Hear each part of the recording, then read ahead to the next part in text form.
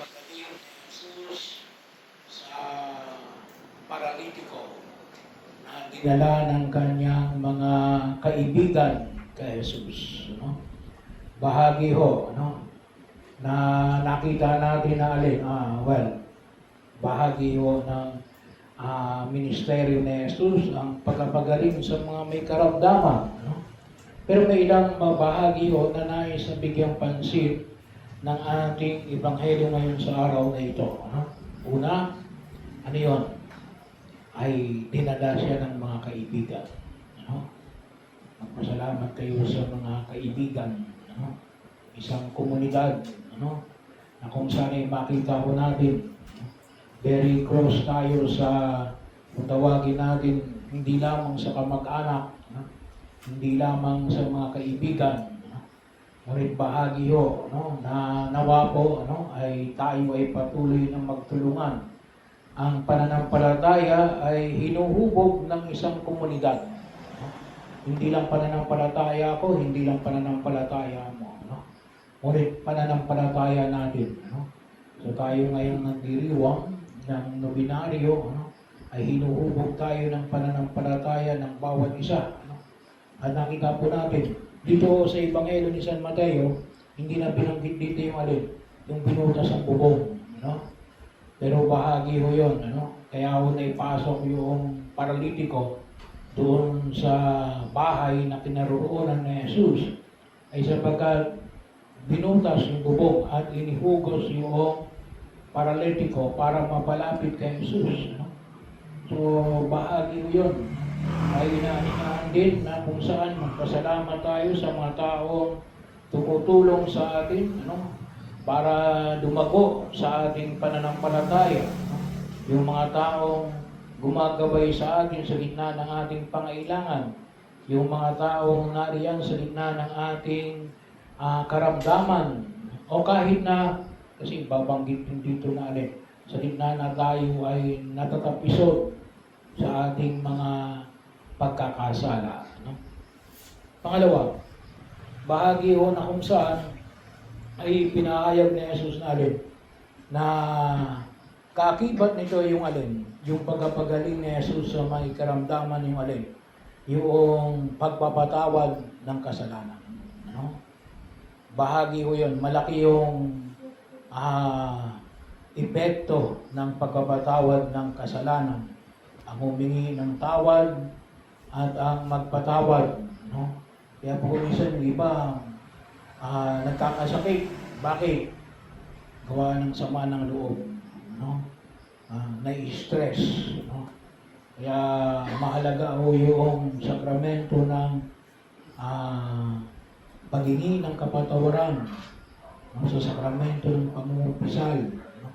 At sa sakramento ng bahagi ho, no? Ng kakibat din dito yung pagkapain ng langis sa mga may sakit. Sana ho, mapahalagahan din natin yung pagkapain ng langis sa mga may sakit. No?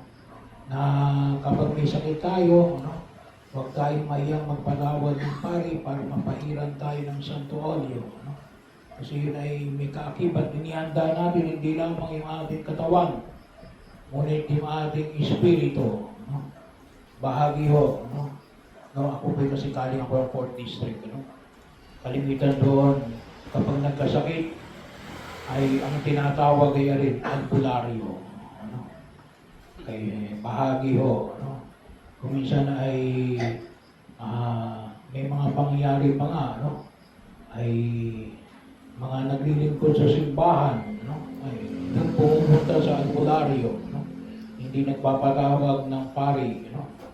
Bahagi ho na kung saan ay mapahiran siya ng Santo Olyo. Pero napakahalaga ho yung aspeto ng kagalingan, ang kapatawaran ng mga kasalanan. At kung tusin nga ho, no, para tayo hindi na mapagaling sa ating mga karamdaman, matuto tayong magpatawad ng kasalanan at humingi ng kapatawaran sa ating mga nagawang pagkakasala. Ano? Bahagi ho na kung saan ay may epekto yung espiritual na katatayuan natin sa physical na karamdaman. At kapag tayo ay nahilom yung ating espiritu, no? Nakatutulong na magkaroon tayo ng kapayapaan at kapanatagan ng kalooban. Pangatlo, bahagi ko na ipinamamanig na Jesus, ano?